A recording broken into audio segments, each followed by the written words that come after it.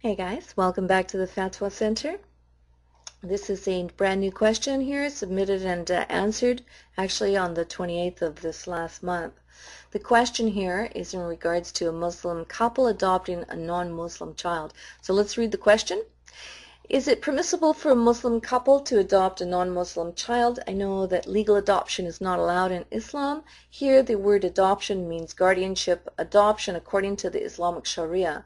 So let's see the answer by the FAtwA Center. If by this legal adoption you mean that the child is traced back to those who nurture him and he becomes their child who inherit them, if they die and the like, then this adoption is forbidden in Islam. Well, I find that this is very sad because Islam will not allow a child to actually have a place of belonging. I don't think that just the nurturing, just nurture him, but, refuse him inheritance or refuse him your name, that he can't be traced back to you, is leaving a child to grow up in an environment where as an adult they're never going to feel that they had a place of belonging or had a true family. And I think that psychologically, this is not healthy. Let's read on. It says, however, if you mean by guardianship and adoption according to the Sharia, this is just nurturing the child and being kind to him without adopting him as one's own child, then this is desirable. This is desirable. And this is among the good morals. Look at this. It's a good moral. When there is a need for him, and in this case there is no difference if the child is from a Muslim parents or a non-Muslim parents. Okay, so in Islam, you're only allowed to have like a guardianship, adoption sort of idea, where you are doing nurturing and you're being kind to the orphan. So let's look back and see historically what Allah says about the orphans and adoption and how the Muslims were dealing with it, and Allah's chastisement in regards to what they were actually doing to these orphans.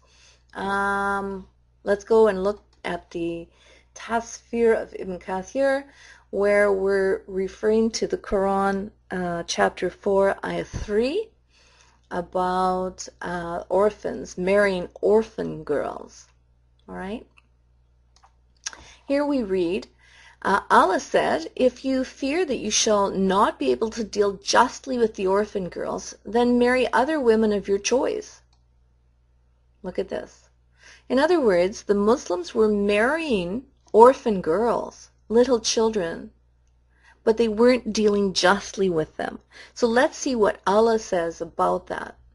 Allah commands that one of you is the caretaker of a female orphan, and he fears that he might not give her a dowry that is suitable for a woman of her status. He should marry other women. Now this is troubling, because I'm not reading here that Allah at least is acting as the FAtwA Center is, and is referring to, dealing with nurturing the child and being kind to them. Instead, Allah here is only talking about giving them the proper dowry that's suitable. If you can't give them the proper dowry for her status, you should marry other women. And of course, these children are not women, okay? Because they're orphans. They're orphan girls. See? Orphan girls. Let's read on here. Let's get to the meat of the problem. Okay? We can read here that Aisha was asked a question. Okay? A man was taking care of a female orphan and he married her, although he did not desire to marry her. That girl's money was mixed with his, and he was keeping her portion from her. Otherwise, this ayah was revealed about his case. If you fear that you shall not be able to deal justly, okay, this is what it was. All right, and here's the solution, right? Okay, Aisha's asked a question. Aisha, about the meaning of the statement of Allah, if you fear that you shall not be able to deal justly with the orphan girls, she said, "O my nephew, this is about the orphan girl who lives with her guardian and shares his property. Her wealth and beauty may tempt him to marry her without giving her an adequate dowry which might have been given to another suitor."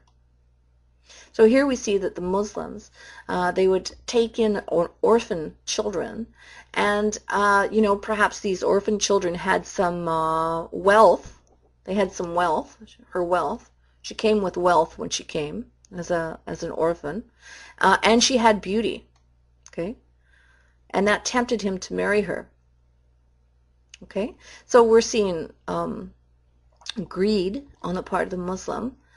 Because he's wanting to devour the wealth of the child. And we're seeing that he's also developed lust for the child. Lust. She's beautiful, a beautiful little girl, and so he wants her. Okay? But he's not dealing justly. Okay, so here we read, so such guardians are forbidden to marry such orphan girls unless they treated them justly and gave them the most suitable dowry. Wait a second. So Allah here is allowing the men to marry these little kids as long as they treated them justly and gave them the suitable dowry. And of course, we'll read on that they want them to be dealt fairly with their possessions. But anyway, let's read on. Otherwise, they are ordered to marry women besides them. You can marry little kids if you deal justly with them here, okay? And you give them a suitable dowry. Otherwise, you have to marry women, other women. Don't marry the kids. I'm sorry, it's just too sick. Aisha further said, after that verse, the people again asked Muhammad about the marriage with orphan girls, and so Allah revealed the ayah. They ask your instruction concerning the women. Huh? Okay, I don't know why Allah is hiding now all of a sudden the fact that they're girls, okay? Because they're not women. They're orphans. Remember? Somehow, I guess it sounds better, for the sin that Allah is allowing them to do if He refers to them as women. Let's read on. She said, Allah's statement in this ayah, yet whom you desire to marry, refers to the guardian who does not desire to marry an orphan girl under his supervision because she is neither wealthy nor beautiful. The guardians were forbidden to marry their orphan girls possessing property and beauty without being just to them, as they generally refrain from marrying them when they are neither beautiful nor wealthy. This is the morals of Islam. Okay? It doesn't matter that they're children and that, the FAtwA Center even, wants you to be just nurturing the child and being kind to them, okay? Forget about giving them a real home to live in and a place of belonging. But Allah here explains that you can marry these little kids because you have developed a lust for their property and their beauty, but you have to be fair with them. So, according to Islam, you're allowed to marry little kids. Okay, I think that's it. I feel very sad for any child that's adopted by a Muslim family in the Middle East who follow the Sharia law and follow the teachings of Muhammad. Their very physical selves are in jeopardy of being forced into a marriage by their caretaker. Wow.